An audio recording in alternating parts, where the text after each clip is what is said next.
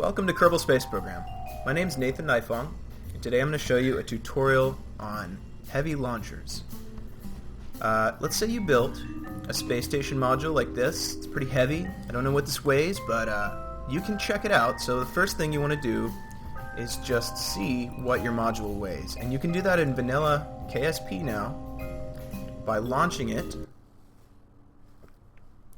and then going to map view. Even though this is just going to fall over before it explodes, I'm going to go look at the I tab in map view. Oh great, now it's 0 tons.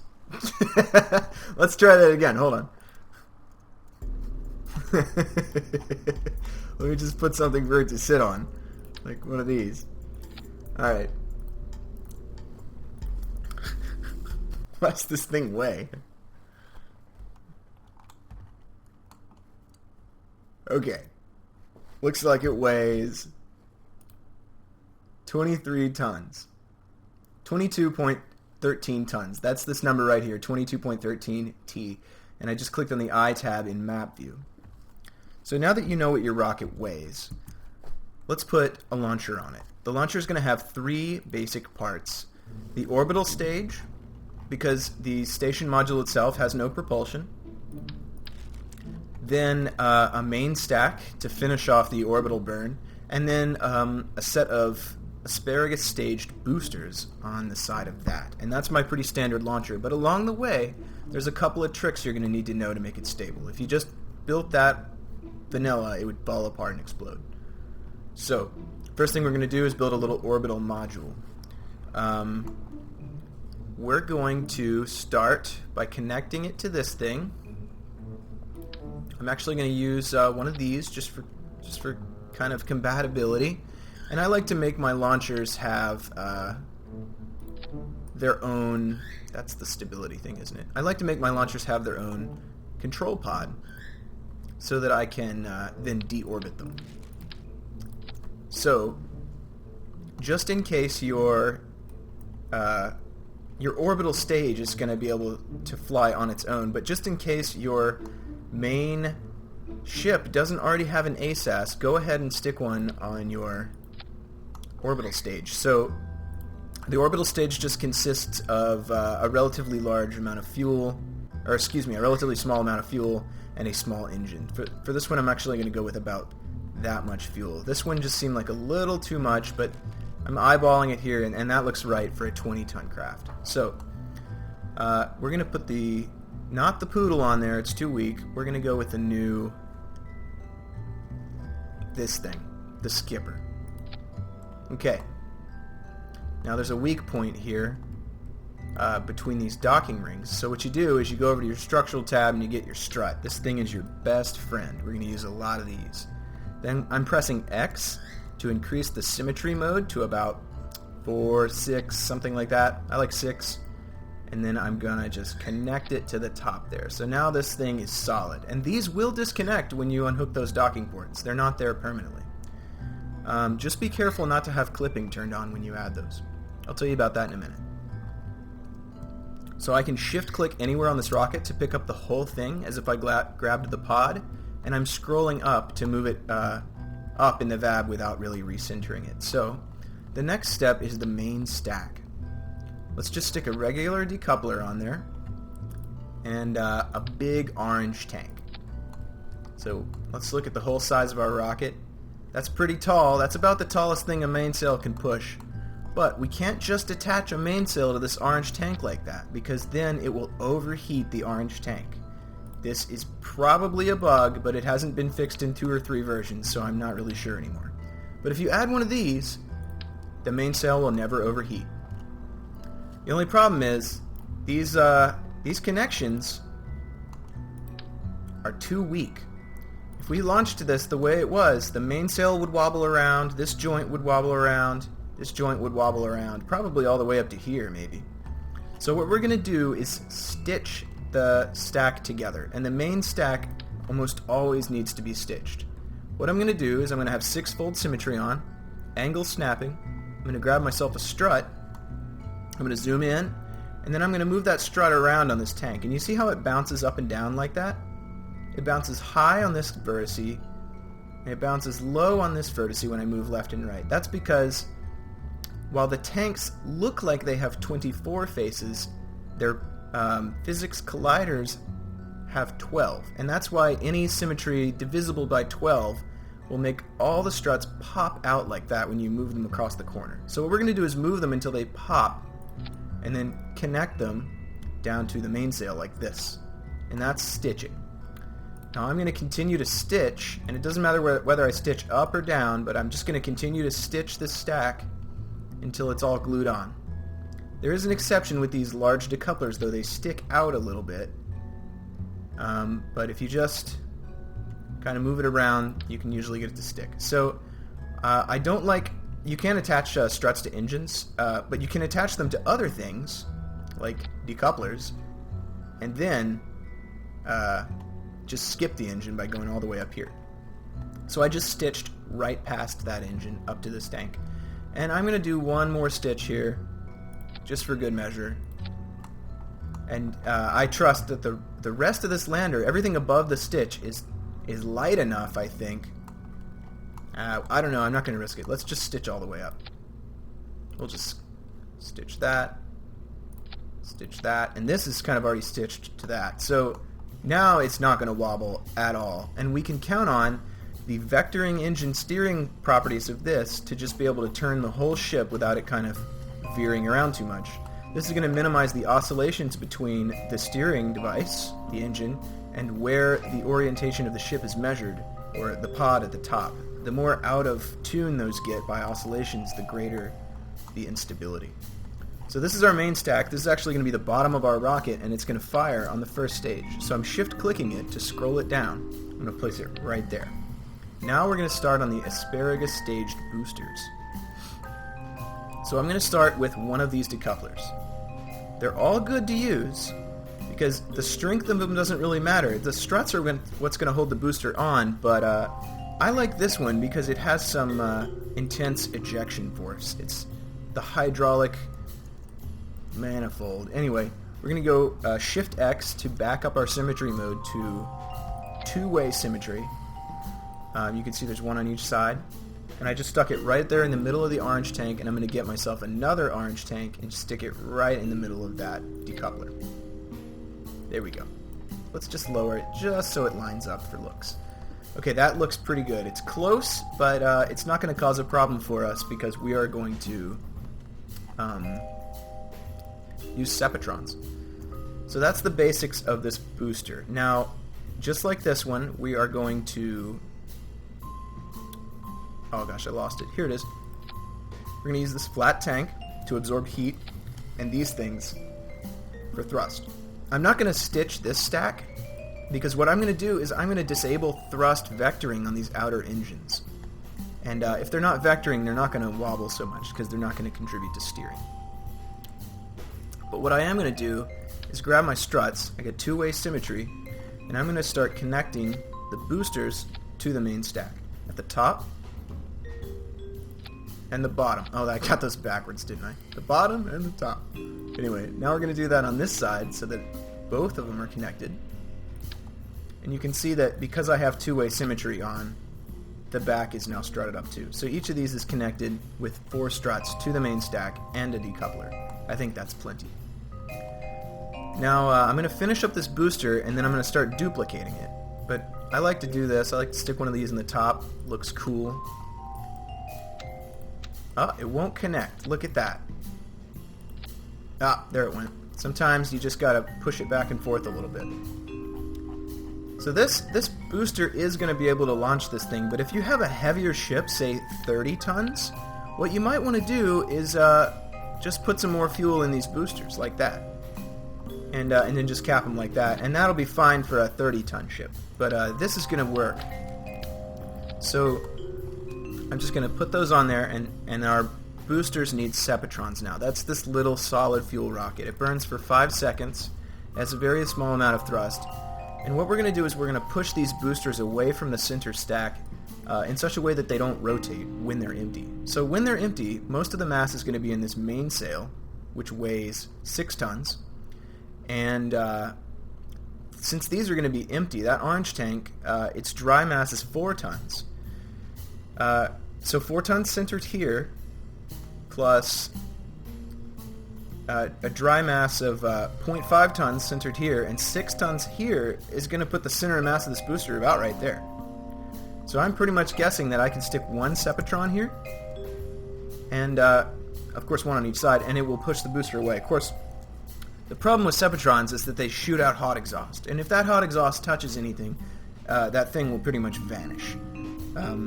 Really realistic there, KSP. So we're just going to move it over a little bit. I still got my angle snapping on. And I'm going to use Shift D, and that's going to rotate it a little bit. I'm just going to push Shift D 4 times, and it's going to rotate that booster, that little Sepatron, by little increments of I think maybe 5 degrees, 10 degrees. So that just sticks it on the side for me. I'm going to put another one on this side. Now we're only going to use this this one pair of Sepatrons to separate this thing. But because it's in the center of mass, I think it'll be sufficient. And it's also set back a little bit so that when we duplicate this booster won't fire out and hurt the other ones. I mean, it still looks like it's pointed, but I've tried it and it works. So, trust me on that. There's one more thing we need, and that is the fuel line. The fuel duct goes from where you're going to drain fuel to where you want fuel. So I'm going to put from the bottom of this tank to the bottom of this tank. Oops. And that means that this engine will suck fuel out of this tank, which will preferentially suck fuel out of this tank, which will suck fuel out of this tank, meaning that the side boosters will be completely drained by all 3 engines, and the center one will be full when these disconnect, and that's called asparagus staging. And you can chain them up so that you drop your boosters in pairs. Your rocket always stays symmetric, and you're always draining fuel for all of your engines from whatever's going to drop off next. It's the most efficient way. So what I'm going to do next is I'm going to fix the staging here. We've got the Sepatrons, which need to fire on the same stage as the decouplers, and we want to fire all the engines on the first stage, so the center engine needs to be here, along with these 2 engines. Next, I'm going to grab this by the decoupler with Alt-click, and I think on Linux it's right-shift-click, or maybe left-shift-click. They changed the modifier key, but on Windows it's Alt. So I'm going to Alt-click that decoupler, and that's going to duplicate this thing for me, and I can attach it right here. And that's going to leave room for 6 of these around the side. So I'm just going to stick it right there. And now you can see that the whole thing was duplicated. All the parts are still in the same stages though. Some of the parts need to be in their own stage, namely the decouplers and Sepatrons of this booster need to be in a stage that fires before the other one. So I'm just grabbing those. They default to the bottom of this little list here, so they're easy to find, but if you mess them up, you're going to have to hover and figure out which ones they are. If you get them out of order, you're going to have a lot of fun. So, we're going to do that one more time with this one. Oh, excuse me, one thing. This fuel line is pointing in the center, but what we want to do is grab it and move it over here so that this booster feeds into that booster. That way, when we drop this one, this will be full and the center will be full. And that, of course, was 2-way symmetry, so it happened on the other side. Now we can duplicate this again, stick it right here, and you see our fuel line pattern has continued over, and we fix the staging, and then we're pretty much done. I'm going to do just a few more things, and that includes, I'm going to use the action groups to give me a key to disable the thrust vectoring on all the boosters. I'm going to take a few more struts and connect these 1, 2, 3 pairs of boosters at the top and the bottom, and these will disconnect when the decouplers fire. So oh crap. Control Z. Yeah, it worked. Control Z is undo. So I'm just going to connect these at the top. And I like making short struts. I think that short struts don't oscillate as much. But I could just be making shit up. Next, we are going to set some action groups. whoops. This is action groups. I already have one bound to the solar panels on the station module, so I'm going to bind 2 to toggle gimbal on all 3 pairs of boosters. And then, finally, I'm going to add launch clamps to these boosters. You can see how that didn't connect there. What I did was I just moved it to this tank and moved it back to this tank, and now it'll connect. That just kind of sort of resets the game's knowledge of whether it's valid to connect something. These are all going to fire on the first stage with the engines, but if you want kind of like a countdown realistic launch, you can just put them on this stage here. Just fire up the engines first and then fire the decouplers. So that's our heavy launcher, and I'm willing to bet we'll see that this will get to orbit and have pretty much 0 fuel remaining. If I've kind of guessed correctly and eyeballed the weights. So let's try it out. Launch. Here we go. Now, piloting this thing is a breeze, but I am going to give you a basic introduction to your gravity turn, your manual getting to orbit, and I'm going to teach you kind of the heuristics I use to get to orbit without using MechJeb. Of course, watching MechJeb get to orbit is a great way to learn, but we're going to do it this way. So I like to throttle up all the way, and you don't have to worry about overheating these mainsails. I'm going to go ahead and turn on ASAS, and this type of launch necessitates ASAS. You can see that we're vibrating very little because the stack is stitched together, and that's really nice. So I'm going to press the 2 key to confirm that my gimbals are locked on the boosters, and I think we're ready to go. Well, that just works great, doesn't it? You can see that maybe I'm lacking some stitching somewhere. Yeah, I am. So you can see how that engine is wobbling quite a bit. And even though it's stitched to the coupler, but this upper module is really heavy. And my gimbaling failed to turn off. So let's just do a little bit more stitching. And I know this is a tutorial, but I am just kind of playing this by ear. But I promise this will be the only revision.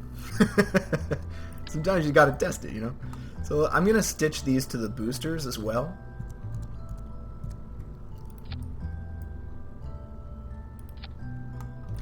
And another thing I'm going to do is verify that my action groups are actually configured correctly, because that seemed to somehow fail. So,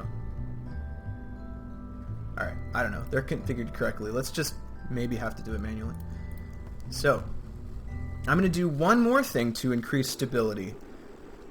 And that is, I'm going to change where the ship measures its orientation. It's by default going to control from this pod where the Kerbal is. But what I'm going to do is I'm going to tell it to control from here. And that's going to make it measure its orientation from here, which is closer to the center of the ship, oscillates less, and will hopefully not wobble as much. So let's go through our procedure. Let's throttle up. Let's turn on ASAS. Let's press the 2 key. Okay. The gimbals are locked. Now, let's fire the engines and hope it doesn't wobble as much as last time. Yeah, see? There we go. I don't know what factor was the biggest, but I sure could do a controlled experiment and find out if I wanted to. So we're watching our fuel levels. Our first set of boosters is going to drain really quick. And as soon as it's empty, you won't hear anything, but well, you will hear it. A small thing. I hit spacebar, but something was wrong there, and I hit it a little late, but that's okay. We're moving really fast. So I'm going to throttle a little bit down. I don't like to go faster than 200 meters per second before I'm up to like 6,000 or maybe 10,000. You can see we're climbing really quick. We're going to burn through another booster here very soon. We still have ASAS on. We're going straight up. And I'm going to drop this booster and then turn. Throttle down a bit. We're at 9,000. Okay, there goes the booster, and I'm going to release ASAS and turn in the direction of a 90-degree heading, maybe about 10 degrees. We're at 11,000 feet. We're moving at 300 meters per second. You can see my nav ball here. I'm going to lock it real quick. I like to be moving at least 300 meters per second before I'm tilted over about halfway between this dot and this 45-degree mark. And then I like to be at 500 meters per second when I hit the 45-degree angle. I like to associate the angles and the speed more than the altitude and the speed because, over a variety of launches, this is really the factor. Your speed is really the factor that's going to determine whether you're going to get to orbit or not. Because once you're up here, the atmosphere is pretty thin. So I'm just keeping it at 90. I know I'm spinning, but you can see my surface velocity is approaching 800, and it's going to tip over to orbital velocity now. I like to be tipped over almost maybe 2 notches from the surface by the time I hit 1,000. And those are the 3 heuristics I use. 300 by the 20-degree mark. There goes my boosters. 500 by the 45-degree mark, and 1,000 by by this mark. Maybe I got those backwards, but you can see we're moving at 1,400 meters per second now. I throttled back up, and we're accelerating at 2 Gs, and we're going to gradually throttle down to keep our acceleration at 2 Gs if it happens to get too high. Now that we're kind of safely locked in this position, we're at 44,000 feet, moving at 1,700 meters per second. We've got about 200 or 300 meters per second to go. Lots of fuel. Throttle down and check out the map view by pressing M. You can see my apoapse is about to hit 70. So when it does, I'm going to throttle down at about 74. There we go. I've throttled down. You can see that's slowly dropping, and that's because of the drag of the atmosphere. I think by the time I get out of the atmosphere, it'll be at about 73, maybe 74. Anything above 69.2, I think, is safe for orbiting. You can actually orbit even as low as about 55 as long as you don't have the vessel loaded. But that I wouldn't recommend that.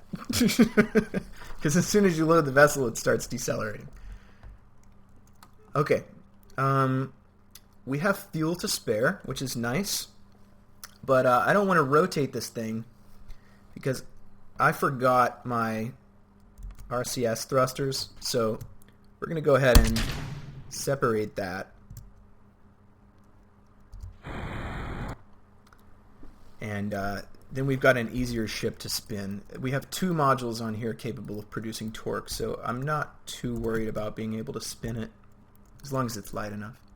But this is our orbital stage. I ditched that one with fuel to spare because what I wanted it to do was re-enter and not be left in orbit. This stage has its own control module, although I forgot to put solars on it, but you better not. And that way I'll be able to deorbit it. It'll be alive for at least a minute after I decouple it, so I'll be able to deorbit this manually. Or you can keep it attached. I mean, it has a lot of fuel. We're only going to use like a little bit of it. You could keep that attached and use it for a lunar injection burn. Perhaps we should do that in this tutorial. I didn't see that coming, but let's go for it. Let's use that stage as a lunar injection burn stage. And we'll put this thing on a lunar trajectory. Maybe we'll just put it on a collision course with the moon. We'll just use it as a test. Good old Bill Kerman. Going to sacrifice his life for science. What a guy. Okay. So, we're in space now. Let's go to our apoapse and set a maneuver node. And I'm going to, how do I do that? I just right-clicked, or I just regular-clicked on the maneuver node and clicked Add Maneuver. We can see that it's in 1 minute and 15 seconds, and I'm dragging on the prograde vector until I see my simulated periapsis and apoapsis rapidly spin around, and that means my orbit will be circular. So now that we've got that, we can see we have a blue marker on our nav ball. I'm going to spin my ship and go ahead and align with that blue marker. Our burn's estimated to be 11 seconds. You can't always trust that number, but I know that since I burned this engine a little bit, that number might be accurate. So and it sounds accurate. Our node's in 40 seconds, and you can see I've already locked our orientation on the target. We're just going to use the angle bracket forward key, not shift, just period, really, the period key, to warp towards that node, and now I'm going to fire up the engines. It looks like 11 seconds was a good guess. You can always trust it once your engine's firing. So I'm going to burn that down, kill the engines right there. We should be in orbit. Periaps is 76, that means our apoaps is at least 76. It's 77.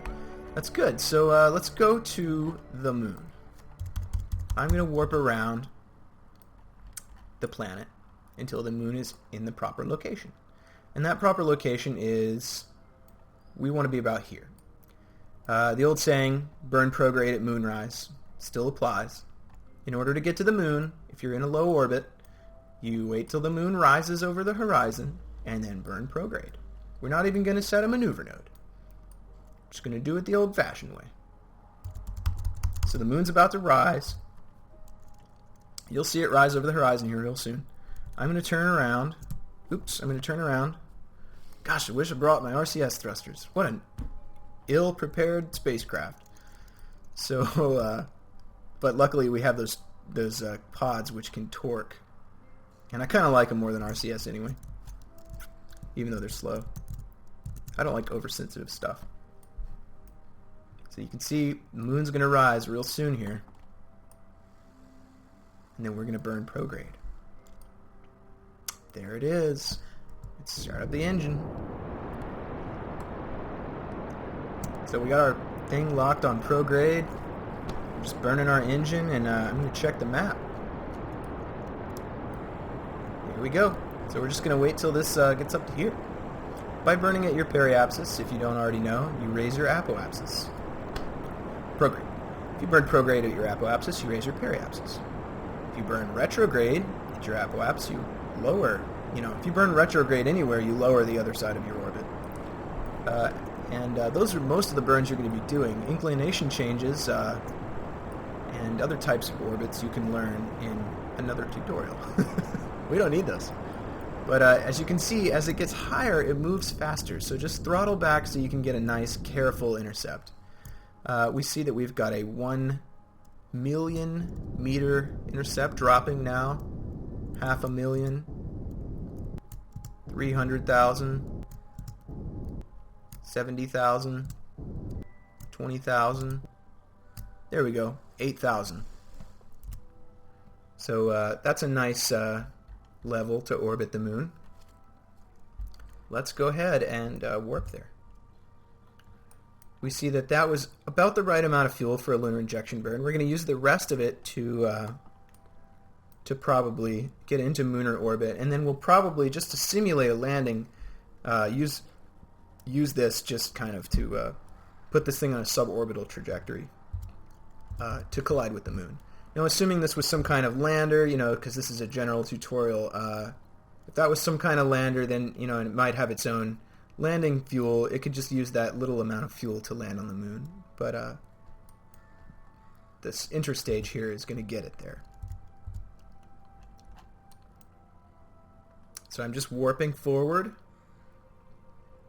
and waiting on my moon intercept. And I'm going to set a maneuver node once we're there, to just to see how much we'd have to burn to get into a circular orbit. There we go. We're going to just whiz by the moon there. A nice low orbit. I like low orbits. Low orbits are nice. Low orbits close to everywhere. It's just a geographical anomaly. Okay. That's going to be my orbit. 6,000 by 10,000.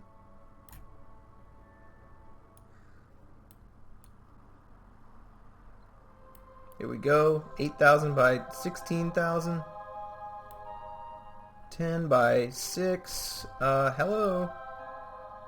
Is that what I want? 8 by 7. Yeah. There we go. That's circular. So I know I'm way out. My burn's in an hour, but I'm going to go ahead and rotate the spacecraft. And point it at the node.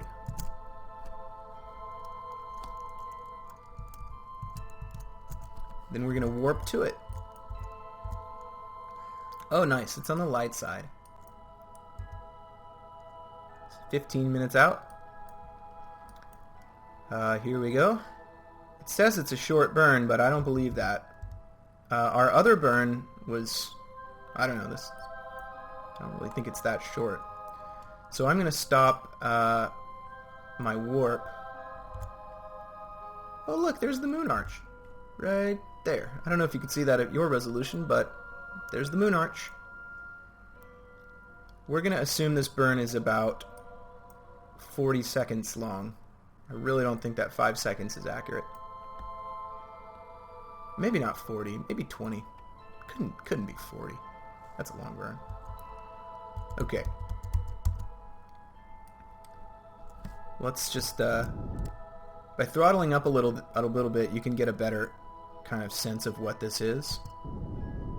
And it really is 12 seconds. So here we go. Let's do it.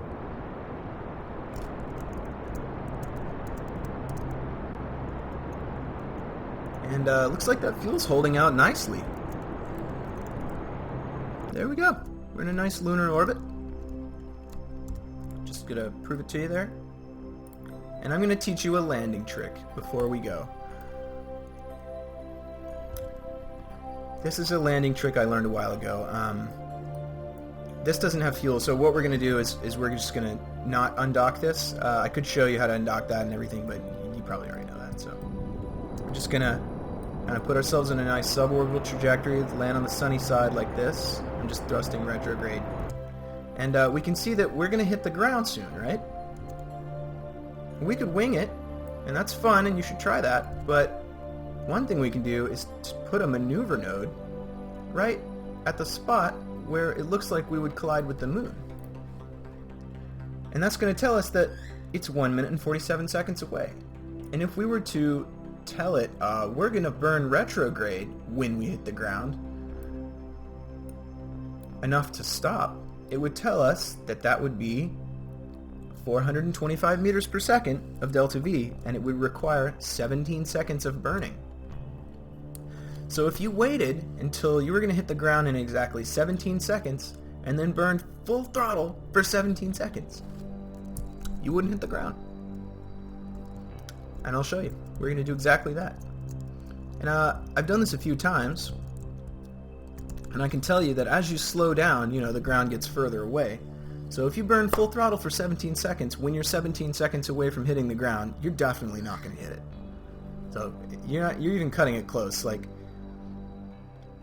I could probably start this burn only 10 seconds from the ground. So I might try that just to show you what it's like. But you can see we have a shitload of thrust, and we're gonna cover 425 meters per second of delta V in only 10 seconds here. And I'm gonna land this on this engine, maybe. That's wishful thinking. But we're gonna do it. So let's just give it a shot, shall we?